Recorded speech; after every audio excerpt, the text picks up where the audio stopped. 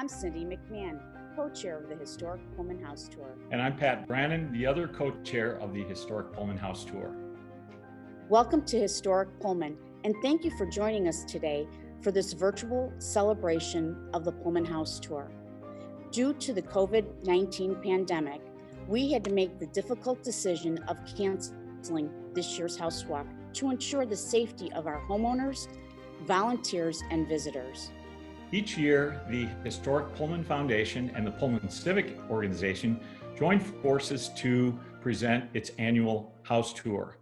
This year, in a light of current circumstances, we're doing a special virtual tour so that you can enjoy the Pullman neighborhood and its beautiful homes in your own time and in your own home. This year will have marked the 47th annual Historic Pullman House Tour. This would have been the 31st year that I've had the honor and the privilege of co-chairing this event. I've enjoyed every minute of it. In 1973, neighborhood residents decided that they needed to educate the public about the cultural and historical significance of the Pullman neighborhood. And that's when the first house tour was born. It was a single-day event. It was such a success that the following year and since then, it has been expanded to a 2-day event. Now, let's review some of the community history. Touring Pullman on a glorious fall afternoon is like a walk back in time. You can almost take yourself back into the 1880s at a time when Pullman's workers were discovering what it was like to live in the world's most perfect town. In Pullman, there were nearly 1,800 residences constructed of brick in the Queen Anne style of architecture. Every house had indoor plumbing, and every room had windows for healthful, fresh air and light. The lawns, gardens, and tree-lined streets were all maintained by the town maintenance department. There was a large sports field for cricket and baseball, and grandstands for observing sports like track and field and rowing in Lake Calumet. There was a school with a large play yard.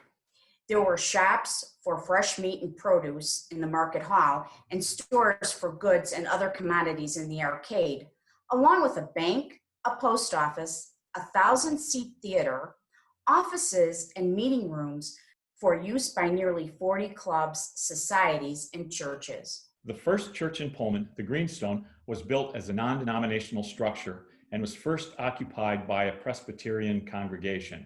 By 1894, there were 8 religious denominations in Pullman, several of which built churches on Pullman land just to the west of the town.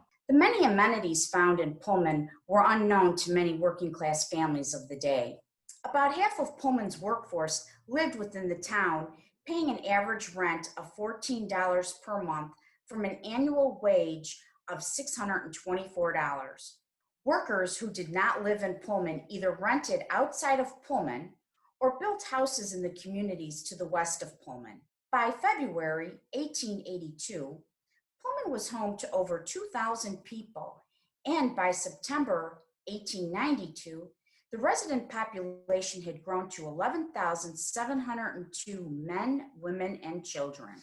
The town of Pullman welcomed visitors from around the world during the 1893 Columbian Exposition, but the town would soon become an epicenter for the growing labor movement as workers organized in an attempt to flex their muscles against the power of big business. Following the Pullman strike of 1894, which was the first nationwide labor action, the United States recognized Labor Day as a national holiday. In 1898, the Illinois Supreme Court ordered the Pullman Company to sell all non-industrial holdings in the town of Pullman. By 1907, the majority of the non-industrial properties had been sold, most often to the tenant Pullman employee, at a price set at 100 times the monthly rent, which had remained fixed over time at $14 per month. While the majority of Pullman's original residential structures remain today, the population is now just a small fraction of what it was in 1892. And today, most homes are owner-occupied. In fact, when someone buys a Pullman house, it's not unusual for us to find out that they may have been on a house tour in the previous year or years even further back. They saw the great architecture, the great history, the cultural amenities in the neighborhood, but most importantly, the sense of community that is so evident during that house tour weekend. We actually had not heard that much about historical Pullman, but we were going on a lot of house tours, and Pullman was one of the tours. And it was 2013, and we were just, I don't know, fascinated, totally fascinated by the history, by the architecture, but mostly by the people that we met, you know, the docents and some of the houses, people who were waiting to go on house tour who lived here. And we just felt a sense of community. Again, we were looking for a place to relocate. We were considering moving to Chicago. And then when we got out here, we found that it was available to us. We did some research about the neighborhood and the local area where things were. So it's just an outstanding community. And the only way we got into it was the door was open when we came to house tour. The funds raised at the annual house tour have been used over the years to support restoration projects on Pullman's public structures, including the Hotel Florence, the Greenstone Church, and the Florence Loudon Miller Center. Definitely Pullman's crown jewel is the Hotel Florence. The Hotel Florence was built at a cost of $100,000 and opened in November 1881 with 65 guest rooms. Named for George Pullman's favorite daughter, Florence, the hotel served as a showplace of the town. Many visitors doing business with the Pullman Company and those who came to tour his model town stayed there. After the company ceased operations of the town, the Hotel Florence went into private ownership. It was being used as a rooming house when, in 1975, its owners wanted to sell all of the original furniture and woodwork.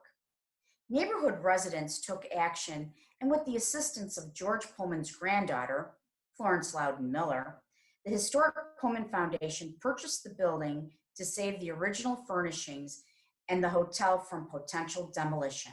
Until 2000, the foundation operated a museum and restaurant in the Hotel Florence, attracting thousands of visitors. In 2001, the state of Illinois began extensive stabilization and restoration of the Hotel Florence. Major structure repairs and system upgrades have been completed, which will preserve the building for years to come. And then there's the Greenstone Church. It was built at a cost of $57,000. The exterior facade is made of serpentine stone quarried in Pennsylvania. The sanctuary is unchanged today. All of the cherry wood that comprises the altar and the pews are original, as is the Steer and Turner manual tracker pipe organ. Today, the Greenstone Church is suffering the effects of time, with significant deterioration occurring to the soft serpentine stone. Work continues to find resources to support the church's efforts to stabilize the existing conditions and restore the building. The original Market Hall was destroyed by fire in 1892. The second Market Hall, along with adjacent townhouses and colonnaded apartment houses, were completed in 1893. A gymnasium and meeting halls were housed on the upper level. During the Columbian Exposition, these unique residents provided additional guest accommodations for the many company visitors. The second Market Hall was nearly destroyed by fire in 1973. The Historic Pullman Foundation purchased the fire-guttered property in 1974. In the years since, the foundation undertook a $1.3 million stabilization project and continues to explore future uses and funding to return the significant property to an economically viable use. The Pullman factory buildings were the main part of Pullman's Palace Car Company. Once adorned in front by the man-made lake vista, the buildings were beautifully designed and landscaped with an abundance of natural light and ventilation for the workers. The Pullman Company was one of the first to utilize an assembly line, each building having its own function and purpose to construct the cars in an orderly and methodical fashion. In 1907, large additions were added to the front and sides of the buildings to accommodate steel car construction. In 1957, these buildings were sold off for use as a warehouse, and many of the remaining 19th century factory buildings were demolished. In 1998, a night I will never forget, an arsonist fire nearly destroyed the clock tower and administration building. I see them rebuilding it and still going ahead with the transportation museum, the railroad museum. I feel very positive, a lot more positive today than I was last night as I watched it burn to the wee hours of the morning from my window. Following a citizens-led campaign to save the building and with the state of Illinois funding, the tower and the clock were rebuilt, and the governor's task force recommended future use as a cultural tourism resource. In 2015, the clock tower was designated a national monument under the administration of the National Park Service, and boundaries were established for the Pullman National Monument District. Construction work to establish a National Park Service visitor center in the clock tower building and museum campus is underway and is expected to open to the public in the fall of 2021. One of the most interesting things about the Pullman neighborhood is the variety of housing sizes and styles. Each house had incredible amenities, not necessarily available to most working class families at the time. Some were 3-story, some are small flats with simply 3 rooms, but they were available for employees at the company. Homes along 111th Street were rented by executives within the company as they were closest to the plant. Exterior and interior detail, not found in many other Pullman homes, made this row a showplace. The spacious homes surrounding Arcade Park were also considered very desirable and were occupied by foremen, store owners, professionals, and other company officials. All the homes within the community were built in the Queen Anne style with variation in the facades to avoid monotony. Most houses boasted mansard roofs, and most of those were covered in slate. A number of homes had other wooden or limestone decorative elements. Many residents have restored their homes to their 1880s appearance. Residents continue to restore the exteriors of their Pullman homes and adaptively restore and renovate the interiors to provide contemporary homes for modern families.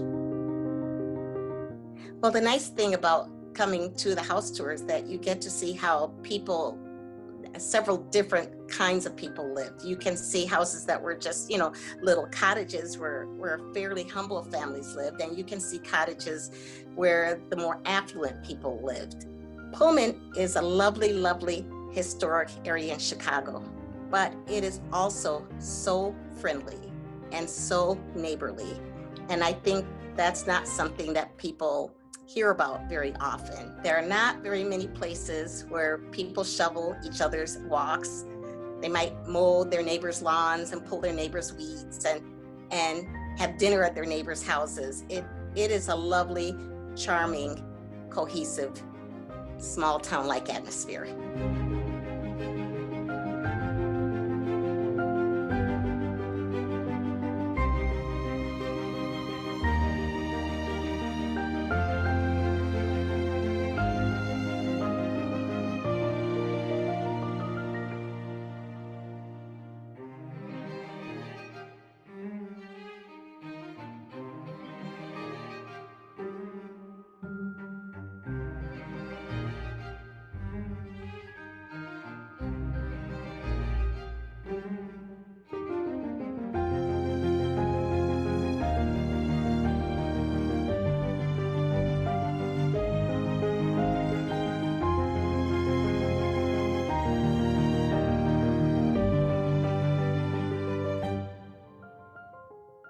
We hope you enjoyed this virtual celebration of House Tour. And mark your calendar for October 9th and 10th, 2021 for our next in-person house tour. Thank you.